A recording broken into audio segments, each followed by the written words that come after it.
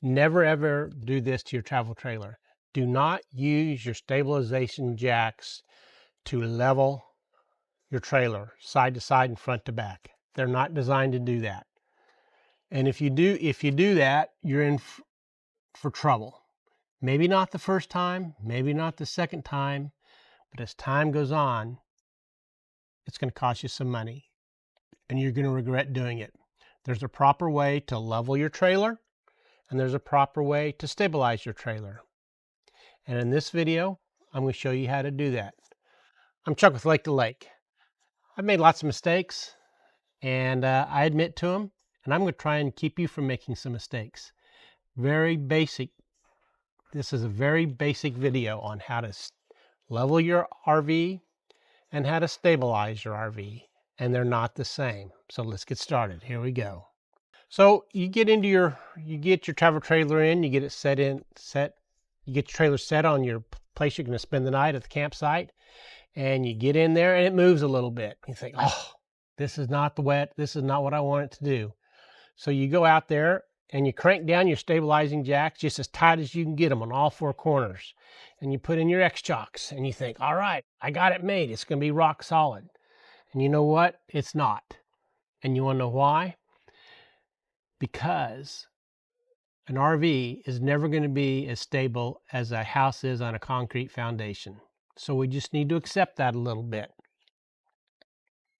Now, what I'm talking about is the scissor type stabilization jacks that go on a trailer, on a travel trailer generally. I'm not talking about the hydraulic controlled or the electronic controlled ones on a fifth wheel that are designed to level your trailer. I'm talking about the stabilization jacks, and we're going to get into that more in-depth detail shortly. Define, we need to level it and we need to stabilize it.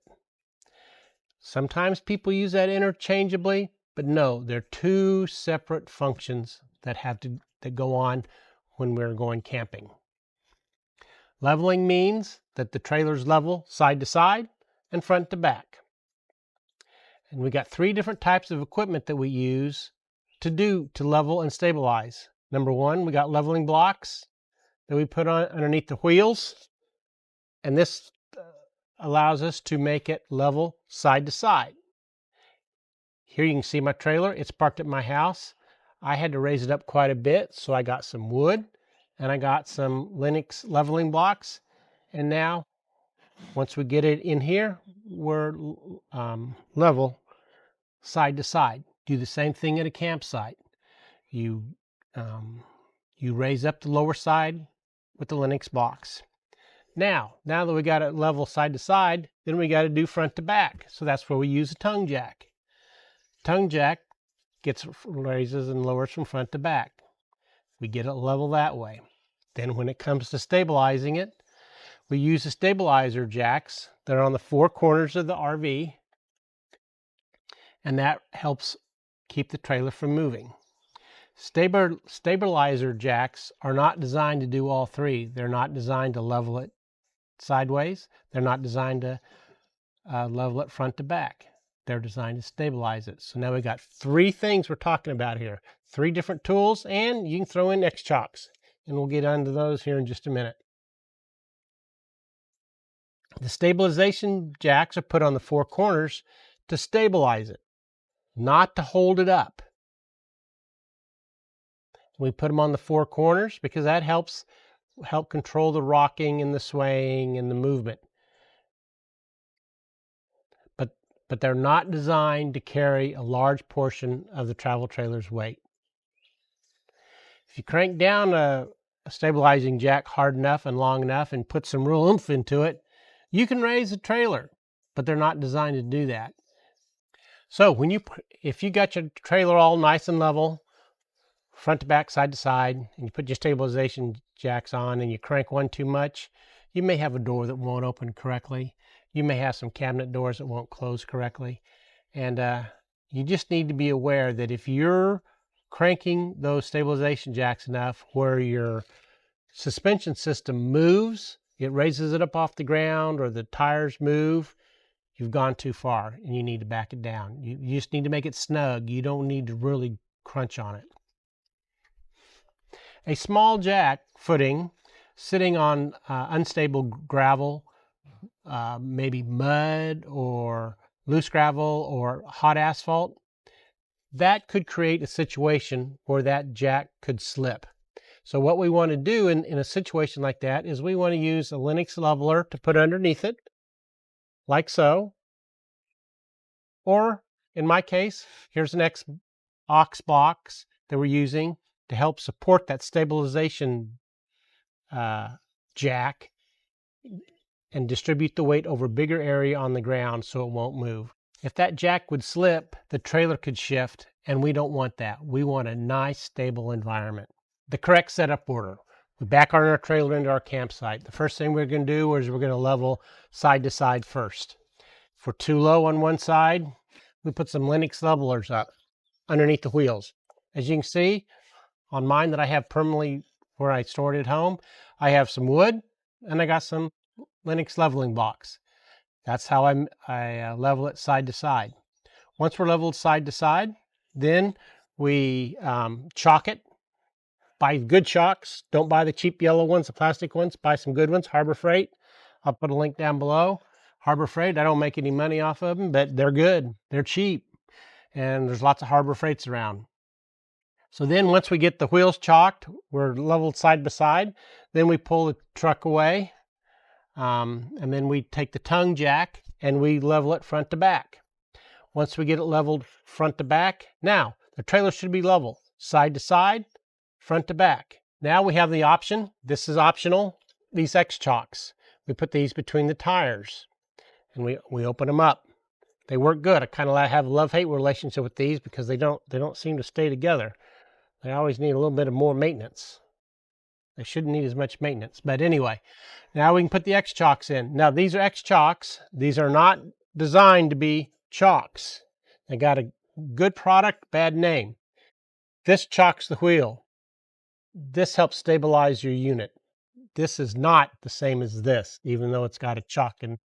So now when we get ready to lower our stabilizers, we want to put something underneath them because we don't want my little footprints. They're small stabilizing jacks.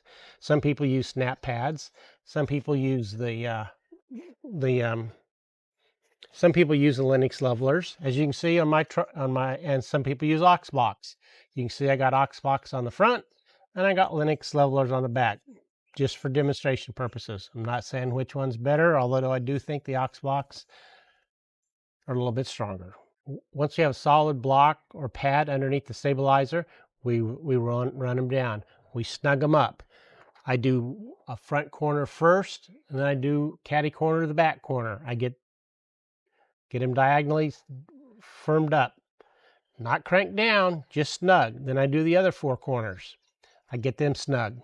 If you would happen to get them too tight, or we start raising up the trailer a little bit, we see a wheel move or suspension move, a leaf spring move, you probably went too far. And if you get inside your trailer, you might notice that the door doesn't stick, or a door doesn't close, or a cabinet door is out of alignment. If that's the case, you need to go out and you need to back down the one that you cranked up too much, because we don't want that trailer being lifted by the stabilization jack. We just want it to be snug. We do not want to extend the jack as far as we can. The farther we extend it, the more flex we're going to get in that unit. So we want that stabilization jack extended the least amount as possible, and that's where we use the Linux levelers and the Oxbox to help reduce that flex of that stabilization jack. Now, another thing. The stabilization jacks are not designed to support the RV. You want to make sure if you're working on your RV, tires, wheels, brakes, wheel bearings, that you do not use the stabilizers to hold it up. Those are not designed to hold up your trailer. If you're going to do something like that, you need to get some safety stands that have the capacity to hold your trailer up. And you need to check with the manufacturer of your travel trailer to find out where you can put those safety stands up so you can work on your rig. That's just a safety note there. Okay, now we got the old dilemma. The trailer, we got everything set in. We got it leveled front to back, side to side. We got the chocks in on the wheels, got the X-chocks between the wheels, and we got the four corners, stabilization jacks down, and the trailer's still moving. Well, you know, that's just the way they're built, because they're built to be held up with the tires, the leaf springs, the axles, and the tongue jack. And those axles and leaf springs are designed to move. So when you're walking through your trailer, or your kids are playing, or you got like in my case, I had a 90-pound chocolate lab. When that lab plopped down or jumped or moved, the trailer moved. Well, that's just the way it's going to be. You're going to get a little bit of movement in your RV. Now, you have to remember, your house, it's not like your house. Your house is sitting on a concrete foundation. Us, we're sitting on wheels, leaf springs, and stabilization jacks and a tongue jack, and there's going to be a little bit of movement. So it's not going to be rock solid. You just have to accept that. Okay, now we got it done. Now we're getting ready to go home. The first thing we want to do is pull up the stabilization jacks. We want to raise those up, all four of them. Then we're going to take whatever's supporting them, whether it's the aux blocks or the links levelers. We're going to bundle those up and we're going to put them away. If we have X-chock installed, we're going to pull that off. So now we got our chocks still in. We got our stabilization jacks up, our X-chocks out of the way. We back up the trailer.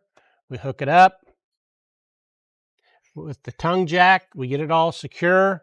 We get it latched in. We get the safety chains on. At that point in time, we can pull the chocks off the wheels. Now, at this point in time, you need to do a walk around. In fact, you probably want to create a list. You want to walk around. You want to walk around because now you got your trailer hooked up to your tow vehicle or a truck. You want to make sure your awning's not out. You want to make sure your steps are all in. You want to make sure all the stabilizers are really up. You want to make sure that the power's disconnected, the water's disconnected, the sewer's disconnected, all the doors are closed and secured. We're just doing a tour. We're just walking a cursory check to make sure everything's done. And the last thing you want to do is you want to take a quick peek and make sure that the trailer's hooked up correctly. If you only get one thing from this video, I hope it's this. Never use the conventional scissor type stabilizers to level your RV. They're not designed that. They're not designed to carry that kind of weight. And remember the technique. Level side to side, front to back, chock, then we stabilize. Have you ever seen somebody out at the RV park trying to level their RV with stabilizers? I have. I've not been guilty of it, but I've seen it happen. Well, if you have, put it down in the comments. Hey, but don't tell us who it was. Let's just keep the names out of this video. So if you like this video, give me a thumbs up. If you want to see more like this, please subscribe. It sure would help the channel. So until we meet around the campfire, y'all take care now. Bye-bye.